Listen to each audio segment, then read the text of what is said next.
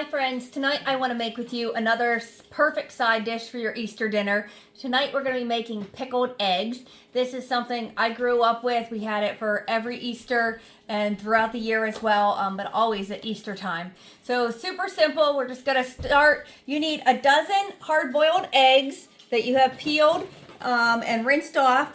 Now I know everybody makes hard-boiled eggs differently. I saw a Facebook post one time where someone asked how to make the perfect hard-boiled egg, and there was literally hundreds of comments, and every comment was totally different from the next one, and they all said it makes the perfect hard-boiled egg.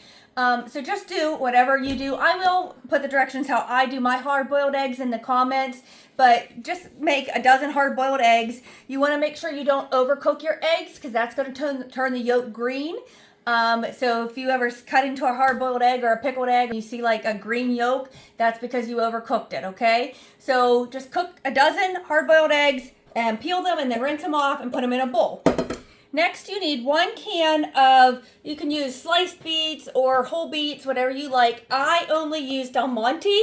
I've tried many other brands over the years, and I just find that Del Monte gives that beautiful burgundy color. So I only use Del Monte, and I think they just have a really good taste too. So we're just going to take our our eggs. We have them in a bowl here. We're going to add this 1 can of beets that I have drained just right on top of the eggs. Stick it together. We'll get them separated here. Okay, so now we're just going to want to make like our topping that we're going to put on top of our pickled eggs. So just set your bowl of eggs and beets aside for a minute. You want 1 cup of that reserved beet juice. If you don't have quite a cup, you want to add just a little bit of water to get a cup. I think that's maybe why the Del Monte gets good color, because they always have real close to a cup. You can see there it's just about at the cup. So I'm just going to add a tiny bit of water just to get it up to the cup mark, but not much. So we're going to go ahead and just put that 1 cup of the beet juice into our saucepan here. Then you need 1 cup of white vinegar. And then 1 cup of white sugar. So now I'm just going to take this over to the stove. I'm going to keep stirring this and bring it to a boil. And as soon as it is boiling, I'll bring it back over and pour it over top our eggs.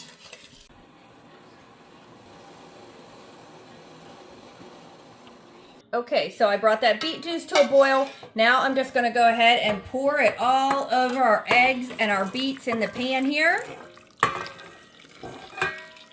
Just like that. So you want to let these sit out till they're room temperature. You don't want to put them in the fridge when they're boiling hot like this.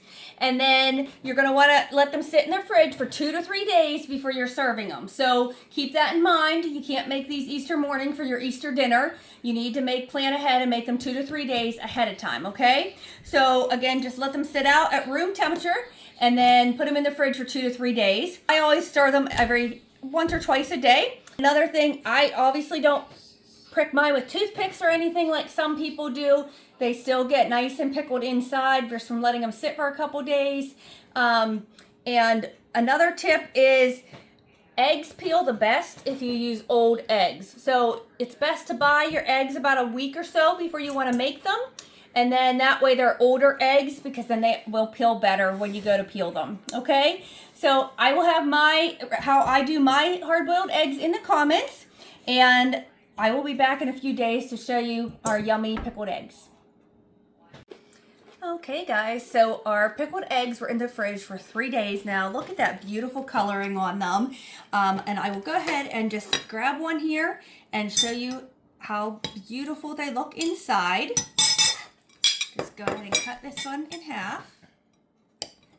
So you can see there's no green on that pickled egg. And you can see the pink pickling has gone like into the inside of it, but there's no green on the yolk because we didn't overcook them. So give these a try. Guys, remember to share my page and also follow me on YouTube. Have a nice evening.